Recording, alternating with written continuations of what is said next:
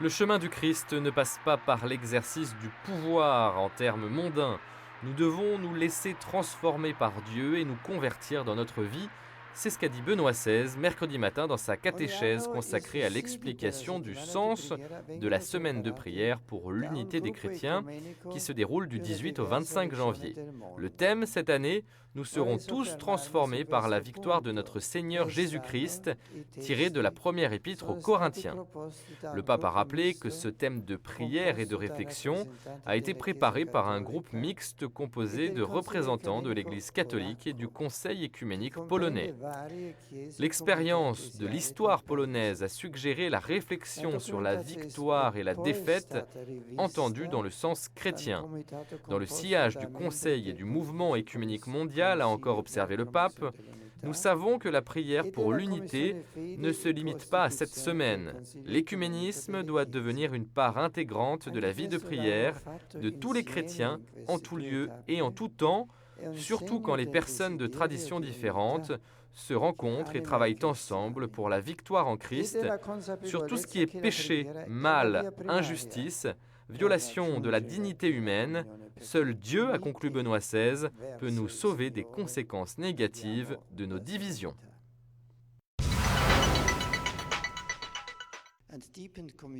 L'Église s'oppose au sécularisme, proclamant l'Évangile et la vérité sur l'homme.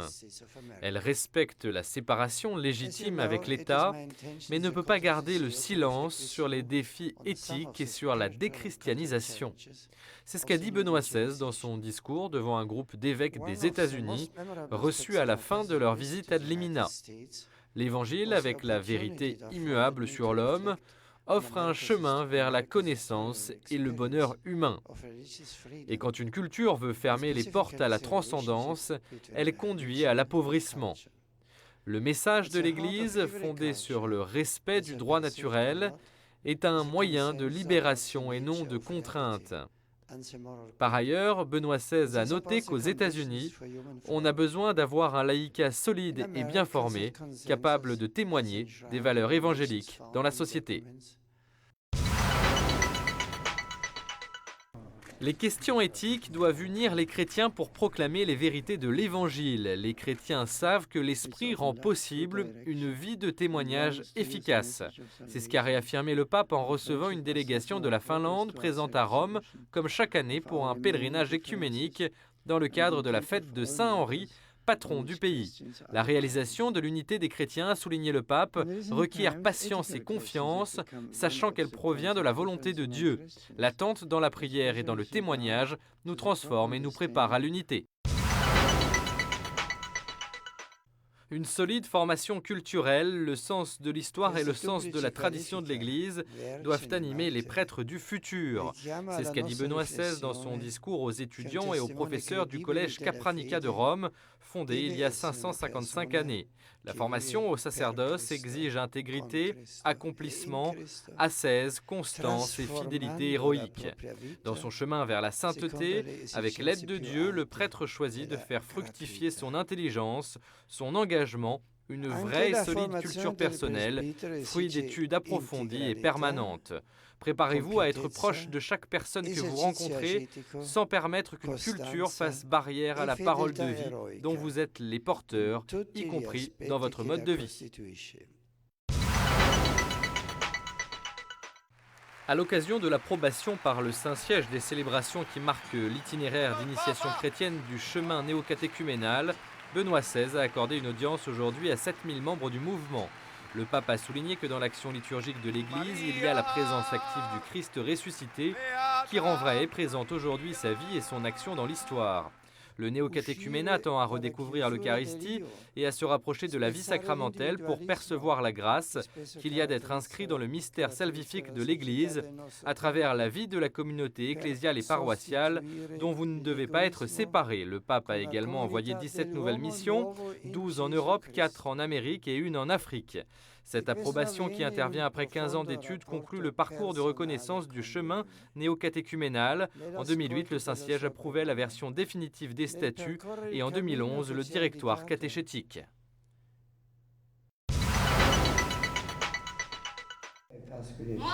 À l'occasion de la fête de la Sainte Agnès, de jeunes agneaux ont été apportés au pape. Ils seront tondus au monastère de Santa Cecilia in Trastevere et leur laine servira à confectionner les palis qui seront remis aux nouveaux archevêques métropolitains le 29 juin prochain, en la solennité des Saint-Pierre et Paul. Le pallium est une étroite bande de laine blanche de 5 cm de large qui se porte sur les vêtements liturgiques. Selon une ancienne tradition, le tissage est effectué au monastère de Santa Cecilia in Trastevere. Les agneaux sont élevés dans le couvent de Trefontane et à Rome et sont apportés au pape par les chanoines réguliers du Latran le jour de la mémoire liturgique de Sainte Agnès, cette martyre romaine souvent représentée avec un agneau dans l'iconographie traditionnelle. Dans l'Église, l'interprétation du droit canonique doit se faire dans la continuité avec le magistère et en manifestant un esprit de communion qui peut être utile pour améliorer la législation. Pour le pape, qui a souligné ce point dans son discours à la Rote romaine, c'est ce principe qui permet de dépasser les objections adressées à l'Église contre le légalisme et l'attachement au code. Benoît XVI a également souligné que le vrai droit est inséparable de la justice. C'est un principe qui vaut pour le droit canonique, lié à une organisation juste de l'Église, dans laquelle il y a une loi supérieure. Benoît XVI a ensuite parlé spécifiquement de la législation sur le mariage et les ordres sacrés qui influent sur la vie des personnes. Selon le pape, il faut conjuguer l'accord de l'Église dans son ensemble et la recherche de la vérité appliquée au droit. L'unité qui vient de Dieu exige notre engagement quotidien à être ouvert à l'autre dans la charité. C'est la réflexion de Benoît XVI lors de la prière de l'Angélus ce dimanche. Le pape évoquait la semaine de prière pour l'unité des chrétiens, dont le thème est cette année « Tous nous serons transformés par la victoire de notre Seigneur Jésus-Christ ».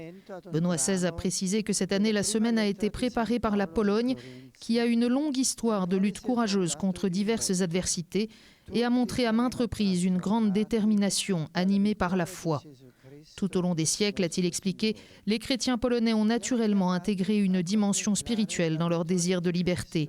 Ils ont compris que la vraie victoire ne peut advenir que si elle s'accompagne d'une profonde transformation intérieure. Benoît XVI a conclu en rappelant que l'unité visible de tous les chrétiens est toujours une œuvre d'en haut qui vient de Dieu, mais que tout présent devient aussi un engagement. Après l'Angélus, le pape a salué les pays d'Extrême-Orient qui célèbrent la nouvelle année lunaire en déclarant « Dans la situation mondiale actuelle de crise économique et sociale, je souhaite à tous ces peuples que la nouvelle année soit concrètement placée sous le signe de la justice et de la paix et de l'assistance à tous ceux qui souffrent. »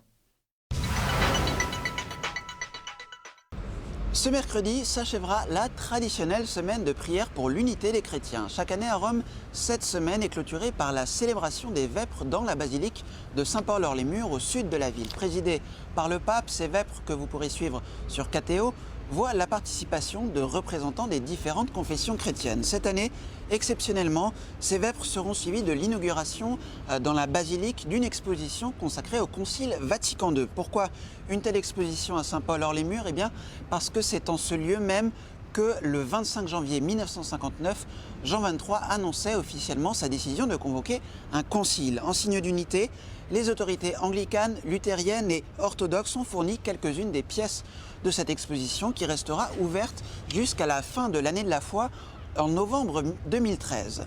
La semaine de prière pour l'unité des chrétiens s'achève donc mercredi, mais comme vous avez pu le constater, Benoît XVI a déjà profité des différentes audiences publiques pour s'exprimer sur ce sujet qui lui tient particulièrement à cœur. Mercredi dernier, pendant l'audience générale au Vatican, le pape a assuré une nouvelle fois que le manque d'unité entre les chrétiens était un obstacle à l'annonce de l'Évangile. Ce n'est pas tout. Cette année, Benoît XVI a particulièrement fait état des divisions entre chrétiens sur les questions éthiques.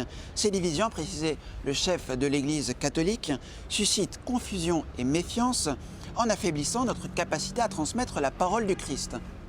Ce discours, Benoît XVI l'a réitéré le lendemain devant une délégation œcuménique venue de Finlande. Le pape a souhaité que catholiques et luthériens parviennent à un accord profond sur les questions éthiques, invitant à dépasser les points de divergence sur des thèmes tels que la famille, la sexualité ou encore la vie. Je vous dis à la semaine prochaine.